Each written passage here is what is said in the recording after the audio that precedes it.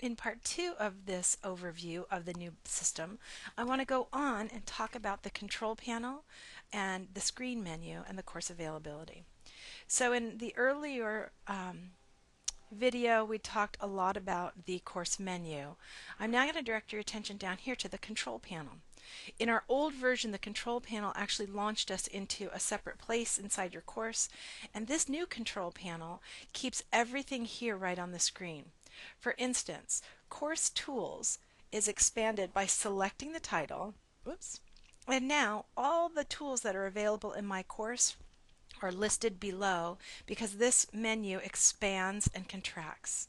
So if I were going to add, let's say, a discussion board, I could select this area and it would change my middle section, the main section, and I'm not going outside of this environment. The new version of Blackboard will keep my control panel visible on the left side, and then the main section has the tool that I want to work on. I've created a whole bunch of these, but when you do this, you'll see your course, and when you select your course, much like the old version of Blackboard, it will refresh, and you'll see a button that will allow you to create a form. Similarly, I can go back to the control panel. I'll select Course Tools. Let's say I'd like to make an announcement for my class. I select the announcements, and my main screen will refresh again, and I'll be able to create an announcement. So the course menu is really nicely organized to not have you jumping around making multiple clicks. There are other things in the menu that I want to point out to you. The grade center is right in the course panel, or in the control panel, and you can go to the full grade center, but it now narrows down to things that are just assignment drop boxes or tests that you've created.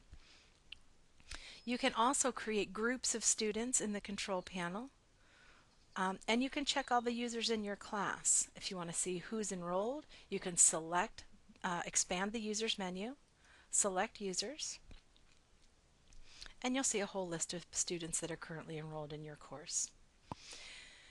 Now, the final thing I want to make sure that you know how to do is make your class available. So in the first video, you understood more about the course menu. In this video, we talked more about the control panel.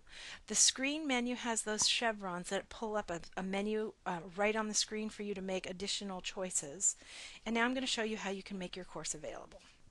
Just as in the old system, you are going to need to go to the control panel, and now you select on an area called customization, and then it's going to expand, and you want to go to the properties of your course. When you select properties, there's a couple of things that will show up here, but number 2 allows you to set the availability of the course, and it's always defaulted to no when it's created from Banner, so that you have some time to get things organized before your students see it. When you're ready, you come in, select yes. The submit buttons are now both at the top and bottom of your screen, and now your course is available. When you add things in Blackboard, you will get a green stripe across the top if what you just tried to do was successful. If it doesn't work, you will get a bright red stripe that will let you know something you just attempted didn't work. So it's nice and visual that way. Finally, I'd like to tell you about how you can get additional help while you're working in your new course. In the help menu on your control panel, when you expand that, there are 4 things to choose from. The very top one we haven't populated yet.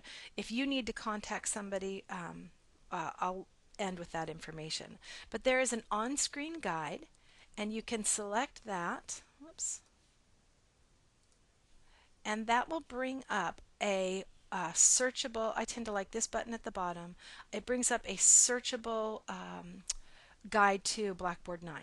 In addition, if you go to the second choice there, the the third choice, it's going to bring you to Blackboard's page, and they have 3 different sections of materials like understanding building your course. When you select this, they have videos, things that you can download and print. There are also 2 ways to get help directly from Blackboard: email or our extension.